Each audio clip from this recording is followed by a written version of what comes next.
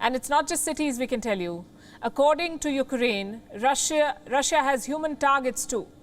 And top of that list of human targets is Volodymyr Zelensky himself.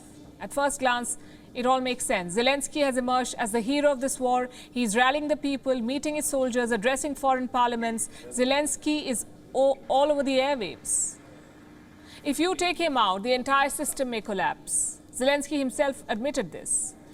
Here's what he said on February 25th, day 2 of Russia's invasion. According to the information we have, the enemy has designated me as target number 1. My family is target number 2.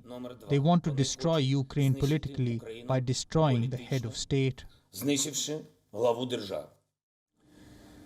Such reports have been circulating all over social media. Shadowy assassins in Kyiv, Chechen death squads near the presidential palace. All of this sounds dramatic. Take this report, for instance. It says Zelensky survived 3 assassination attempts in 1 week. That's 7 days, 3 attempts. How did Zelensky do that? Thanks to anti-war Russian spies, we are told. That's what Ukraine claims. These are Russian officials opposed to Putin's war, and they alerted Ukraine. And thanks to them, Zelensky was saved. Now, another assassination squad is being sent to Kyiv, the Wagner group. I'll give you some background first. What exactly is the Wagner group? Officially, it does not even exist. There are no documents of their existence, no proof of their operations, but unofficially, the Wagner group does the Kremlin's dirty work. It was founded in early 2014. It is commanded by a certain Dmitry Utkin. He is a veteran of both the Chechen wars, also the war in Donbass. Why did Utkin assemble this group? Chances are the Kremlin asked him to do this, which brings us to the man bankrolling these mercenaries, Yevgeny Prigozhin. Now, Prigozhin is a Russian oligarch close to the Kremlin. His nickname should tell you how close. Putin's chief, that's what they call him. Now, officially, Russia keeps denying all of these reports. Prigozhin says he has nothing to do with the mercenaries. But the blood trail does not lie. Wagner fighters have popped up in multiple war zones in Syria, Mozambique, Mali, the Sudan, even Ukraine since 2014. Why does Russia use these shadowy assassins? For plausible deniability. Russia is bound by the Geneva Convention, by the rules of war. The Wagner group is not, because technically they don't even exist. So these mercenaries can do what Russia officially cannot. They can shoot civilians, they can attack non-military targets, they can even assassinate heads of state. Ukraine says all of this is already happening. They claim thousands of Wagner mercenaries have been deployed in Ukraine. A new group is apparently heading to Kyiv, and their mission is to take out President Zelensky. Here's what Ukraine's intelligence agency is saying, and I'm quoting for you. Another group of militants linked to Yevgeny Prigozhin began arriving in Ukraine today. The main task of the criminals is to eliminate the top military and political leadership of Ukraine.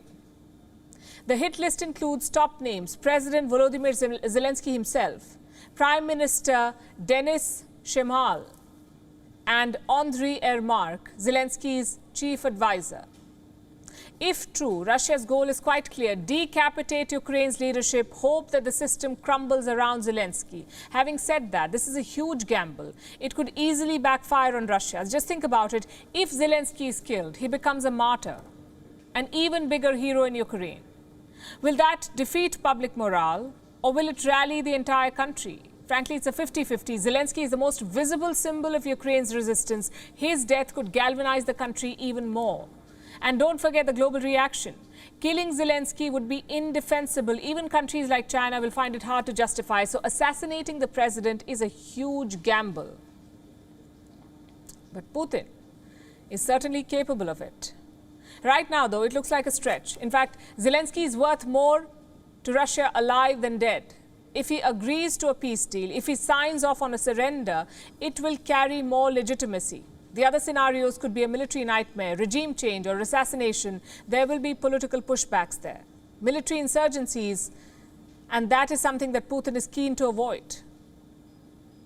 Plus, Ukraine is prepared for such a scenario. If Zelensky is assassinated, Ukraine does have a contingency plan. We do not have the specifics. We don't know who will succeed him, but there is a plan, we are told.